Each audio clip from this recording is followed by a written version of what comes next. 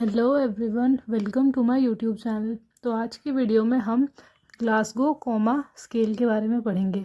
तो जो Glasgow coma scale है ये हमारे शॉर्ट नोट्स के लिए एक इम्पॉर्टेंट क्वेश्चन है जो हमारे फाइनल एग्जाम्स में, इसके अलावा जो हमारे प्री यूनिवर्सिटी या मॉडल एग्जाम्स होते हैं उसमें भी आ सकता है। तो जो हमारा ग्लासगो कोमा स्केल है, अगर हम इसकी इंट्रो की बात करें तो it was developed for the patients with head injury. जो ग्लासगो कोमा स्केल थी ये उन पेशेंट्स के लिए डेवलप हुई थी जिनकी हेड इंजरी होती है, but it can be use for a variety of neurological patients. But ये ग्लासगो कोमा स्केल उन पेशेंट्स के लिए भी यूज हो सकती है जिन्हें न्यूरोलॉजिकल प्रॉब्लम्स हो। It is use to assess the level of consciousness.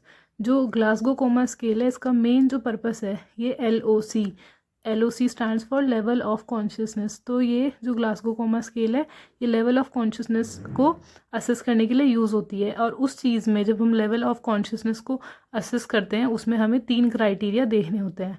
सबसे पहला क्राइटेरिया है आई ओपनिंग, दूसरा है वर्बल रिस्पॉन्स एंड थर्ड है मोटर रिस्पॉन्स। तो जो हमारा आई ओपनिंग है इसमें हम 4 नंबर देते हैं किसी पेशेंट को, मतलब 4 नंबर में से जैसे जैसा पेशेंट रिस्पॉन्स करेगा उस हिसाब से उन्हें स्कोर करेंगे। उसके बाद दूसरा आता है हमारे पास वर्बल रिस्पॉन्स। वर्बल रिस्पॉन्स होता है टोटल 5 मार्क्स का। और फिर लास्ट होता है मोटर रिस्पॉन्स, ये होता है टोटल 6 मार्क्स का। तो अगर हम ग्लासगो कोमा स्केल की बात करें तो टोटल ये हो गया 15 मार्क्स का होता है। 15 में से हम पेशेंट्स को मार्क्स दिए स्कोर्स देते हैं। तो सबसे पहला क्राइटेरिया आता है हमारे पास आई ओपनिंग, जो टोटल 4 मार्क्स का होता है। तो अगर पेशेंट अपने आप से ही स्पॉन्टेनियसली अपनी आंखें ओपन कर रहा है तो हम पेशेंट को देंगे 4 मार्क्स।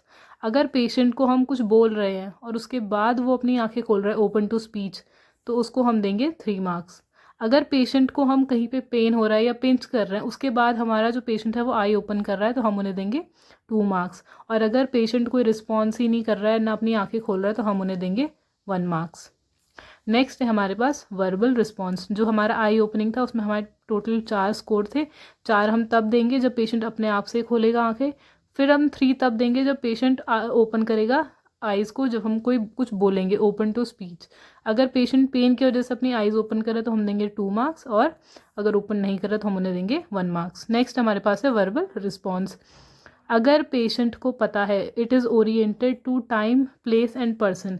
अगर जो पेशेंट है ही और she is oriented to time person and place, तो हम उन्हें देंगे 5 marks. Oriented to time person place की उन्हें पता है कि अभी टाइम क्या हो रहा है, वो है कहाँ पे, या उनके अगल बगल कौन लोग हैं, अगर उन्हें ये सब पता है तो फिर अगर उन्हें वो बता देते हैं तो वो उन्हें हम देंगे 5 मार्क्स। नेक्स्ट, अगर पेशेंट कन्फ्यूज्ड है तो हम उन्हें देंगे 4 मार्क्स। अगर पेशेंट जो है वर्बली इन अप्रोप्रिएट वर्ड्स, मतलब कि हम उन्हें जो पूछ रहे हैं वो उसके अलावा कुछ और बोल रहे हैं, जिस चीज़ का जवाब उन्हें देना चाहिए वो उसके अलावा कुछ और जवाब दे रहे हैं, तो हम उन्हें देंगे 3 मार्क्स। अगर इनकॉम्प्रिहेंसिव वर्ड्स हैं, इनकॉम्प्रिहेंसिव मतलब कि हम उनसे कुछ पूछ रहे हैं बट वो जो बोल रहे हैं वो हमें क्लियरली मतलब ऑडिबल नहीं है, या वो हल्का धीरे बोल रहे हैं, तो हम तब उन्हें देंगे 2 मार्क्स। और अगर वो बोल ही नहीं रहे हैं तो हम उन्हें देंगे 1 मार्क्स। तो अभी हमने पढ़ लिया आई ओपनिंग और वर्बल रिस्पॉन्स। जो हमारा आई ओपनिंग है वो 4 मार्क्स का है और वर्बल वाला 5 मार्क्स का है। अब नेक्स्ट है हमारा मोटर रिस्पॉन्स, जो हमारा थर्ड वाला था। ये टोटल होता है 6 मार्क्स का। तो अगर पेशेंट जो कमांड है वो ओबे कर रहा है तो उन्हें हम देंगे 6 मार्क्स। अगर पेशेंट जहाँ पे अगर जैसे वो वाला था मोटर वाला, मोटर में ओबे कमांड, अगर हमने पेशेंट को बोला कि अपना राइट हैंड उठाओ, तो अगर पेशेंट ने अपना राइट हैंड उठाया तो वो मतलब ओबे कर रहा है कमांड, तो तब हम 6 मार्क्स देंगे। बट फिर अगर लोकलाइजेस टू पेनफुल स्टिमुलाई, अगर हम पेशेंट को पिंच कर रहे हैं और वो अपना हाथ वहाँ पे कर रहा है मूव जहाँ पे उसे दर्द हो रहा है या जो भी पार्ट में दर्द हो रहा है, अगर वो जो अपनी बॉडी पार्ट है वो उस तरफ को मूव कर रहा है जहाँ पे पेन हो रहा है, तो पेनफुल स्टिमुलाई की तरफ अगर लोकलाइज कर रहा है पेशेंट, तो हम उन्हें देंगे 5 मार्क्स।